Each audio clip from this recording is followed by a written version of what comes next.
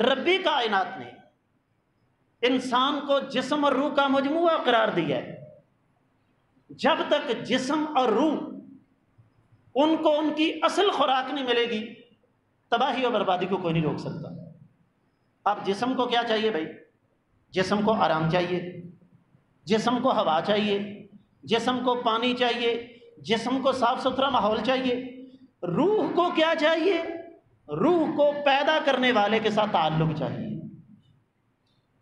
ہم اپنی نئی نسل کو یہ نہیں دے رہے. یہ جو چھوٹے چھوٹے بچے آپ ساتھ لے کر آتے ہیں نا، مجھے الحمدللہ ثم الحمدللہ خوشی ہوتی ہے. میرے آقا علیہ الصلوۃ والسلام نے باقاعدہ چھوٹے بچوں کے لیے مستقل طور پر فرامین چھوڑے ہیں ہمارے لیے. مثلا نبی علیہ الصلوۃ والسلام کی حدیث سن لیجیے. فرمایا مروا اولادکم بسبع، بچہ 7 سال کا ہو جائے اس کو نماز کا حکم دو، بیٹی ہو یا بیٹا. فَاضْرِبُوهُمْ بِعَشْرٍ، بچہ 10 سال کا ہو کر نماز نہیں پڑھتا تم اسے سزا دو. اور ہماری سوچ کیا ہے؟ او استاد جی ساری عمر نمازیں پڑھنی ہے نا. جس بچے کو آپ نے چھوٹی عمر میں اپنے ساتھ انگلی لگا کے، بلکہ میں اس سے پہلے بات کروں گا، جس بچے کو گود میں اٹھا کے آپ مسجد میں نہیں آئے، اگر آپ یہ کہیں کہ 12 13 یا 14 سال کی عمر میں جا کے 15 20 سال کی عمر میں جا کے وہ نمازی بن جائے، یہ کوئی کرامت تو ہو سکتی ہے لیکن عملی طور پر ایسا ممکن نہیں. لیکن اس حوالے سے چونکہ میری بات خواتین تک بھی جا رہی ہے، میں انتہائی ادب کے ساتھ یہ گزارش کروں گا، بچوں کو مسجد میں لائیں. ممبر رسول پر کھڑے ہو کر کہہ رہا ہوں، میرے ساتھ دے، آپ بچوں کو مسجد میں لائیں. والدہ بچے کو گھر میں وضو کا طریقہ سکھائے. یہ کلچر پروموٹ کرنے کی ضرورت ہے، یہ ثقافت ہم نے اس کو فروغ دینا ہے. والدہ گھر میں بچے کو وضو کروائے، صاف ستھرا لباس پہنائے، اور ساتھ بچے کو بتائے کہ بیٹے مسجد میں جا کے آپ نے یوں کرنا ہے. والد بچے کو اپنے ساتھ لے کر آئے، مسجد میں اپنے ساتھ رکھے. بچہ ہے شرارتیں کرے گا، والد کا کام ہے بچے کو قابو کر کے رکھے. اگر غلط نماز پڑھتا ہے، یہ بچے ہمارا مستقبل ہیں. یاد رکھیے مصلی پہ کھڑے ہونا صرف مولوی کا کام نہیں ہے. اذان کہنا یہ صرف مقررہ مؤذن کی ذمہ داری نہیں. اللہ کے نبی صلی اللہ علیہ وسلم کی حدیث ہے کہ اذان کہنے والوں کی گردنیں قیامت کے روز عام لوگوں سے بلند ہوں گی. اور حدیث کے الفاظ ہیں کہ جو بچہ قرآن کو حفظ کر کے سمجھ کر اس کے تقاضے پورے کرتا ہے، قیامت والے دن اس کے والدین کو ایسا تاج پہنایا جائے گا جس کی روشنی کے سامنے سورج کی روشنی بھی ماند پڑ جائے گی. اس لیے میرے بعض بھائی برا محسوس کرتے ہیں، جی بچے مسجد میں آتے ہیں شور مچاتے ہیں.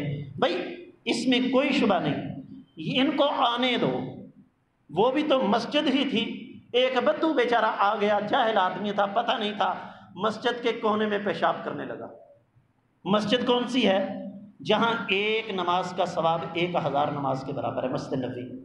صحابہ دوڑے، فرمایا دعوہ، میرے صحابہ خبردار، اس کو منع نہیں کرنا.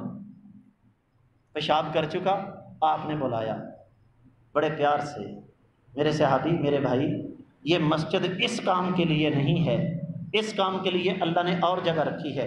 آقا علیہ السلام نے خود پانی منگوایا اور اس کی صفائی کی. اب وہ بیچارہ جاہل آدمی تھا، ہاتھ اٹھا کے کہتا ہے اللہم اغفر لی ولی محمد ولا تغفر لغیرنا، یا اللہ مجھے بخش دینا اور محمد صلی اللہ علیہ وسلم کو بخش دینا، باقی یہ سارے جو مجھے مارنے کو دوڑے تھے نا ان کو نہ بخشنا. نبی علیہ السلام نے فرمایا اللہ کی رحمت کو محدود نہ کرو. اس لیے میں گزارش کروں گا، یہ ہمارا مستقبل ہیں. کل کو یہ ممبر، یہ محراب ان کے ہاتھوں میں ہے، اور یہ بچے ہمارے لیے صدقہ جاریہ ہیں. اگر یہ نمازی بنتے ہیں، اگر ان کو روزہ رکھنے کی عادت پڑ دی، اگر یہ مسجد کے ساتھ منسلک ہوتے ہیں، تو اس لیے 2 باتیں، نہ تو بچوں کے مسجد میں آنے پر ہمیں ناراض ہونا چاہیے، اور نہ ہی بچوں کو مسجد میں آ کر شرارت کرنے کی اجازت دینی چاہیے. یہ جو ایک سوچ ہے نا، او استاد جی آؤں تے دیو، ہاں آہستہ آہستہ آپ ہی ٹھیک ہو جائیں گے۔ اپنے آپ کوئی بھی ٹھیک نہیں ہوتا۔ اگر اپنے آپ ہی ٹھیک ہونے کی ضرورت ہوتی، اگر اپنے آپ ہی ہم ٹھیک ہو جاتے ہیں نا، تو ہمیں کیا ضرورت تھی ممبر پر کھڑے ہو کر آپ کو سمجھانے کی۔ انسان کو زندگی کے ہر قدم پر تربیت کی ضرورت ہوتی ہے، اور ان بچوں کو تربیت کی زیادہ ضرورت ہے۔ اس لیے میری گزارش ہوگی اس پہلو پر خصوصی توجہ دیں۔ معزز خواتین، اپنے بچوں کو تیار کر کے صاف ستھرا لباس پہنا کے، وضو کروا کے، صابن کے ساتھ منہ دھلا کے مسجد میں بھیجا کریں، پیشاب وغیرہ کروا کے مسجد میں بھیجا کریں، تاکہ مسجد میں آ کے بچے گندگی نہ پھیلائیں۔ اور والد خود ساتھ لے کر بچے کو آئے، نماز میں اپنے ساتھ کھڑا کرے۔ اگر بچہ غلطی کرتا ہے نماز کے دوران، نماز کے بعد بڑے پیار سے 1 دفعہ 2 دفعہ 3 دفعہ سمجھائیں، یقیناً چوتھی دفعہ بچہ وہ غلطی نہیں کرے گا۔ اللہ تعالیٰ ہماری نئی نسل کو ہمارے لیے صدقہ جاریہ بنا دے۔ اللہ تعالیٰ ہماری نئی نسل کی تربیت اور اصلاح فرما دے۔ اللہ تعالیٰ ان بچوں کو نیک بنا دے۔ جن لوگوں کو اپنی اولادوں سے شکوہ ہے، اللہ تعالیٰ ان کی اولادوں کو نیک بنائے۔ اللہ تعالیٰ ہماری اولادوں کو ہمارے دنیا سے جانے کے بعد ہمارے لیے نجات والے کام کرنے کی توفیق عطا فرمائے۔ جتنے اہل ایمان اہل توحید زخمی یا بیمار ہیں، اللہ تعالیٰ سب کو شفا کاملہ عاجلہ عطا فرمائے۔ اللہ تعالیٰ ان کی بیماریوں کو، ان کے زخموں کو ان کے لیے آخرت میں توشہ بنا دے۔ جتنے اہل ایمان اہل توحید اس دنیا سے جا چکے ہیں، اللہ مالک العلم رب الجلال والاکرام اپنی رحمت سے ان کو اپنا کروٹ کروٹ جنت نصیب فرمائے۔ اللہ تعالیٰ ان کی قبروں کو منور فرمائے۔ رب کائنات ان کو جنت کی ہوائیں، خوشبوئیں اور جنت کے بستر نصیب فرمائے۔ وطن عزیز پاکستان اللہ تعالیٰ کی دولت، اللہ تعالیٰ کی امانت ہے، رب کائنات غیب سے اس کی حفاظت فرمائے۔ وطن عزیز پاکستان کے محافظ ادارے یقیناً وطن عزیز پاکستان کا ہی نہیں بلکہ عالم اسلام کا فخر ہیں، رب کائنات ان کی قربانی کو اپنے بارگاہ میں قبول و منظور فرمائے۔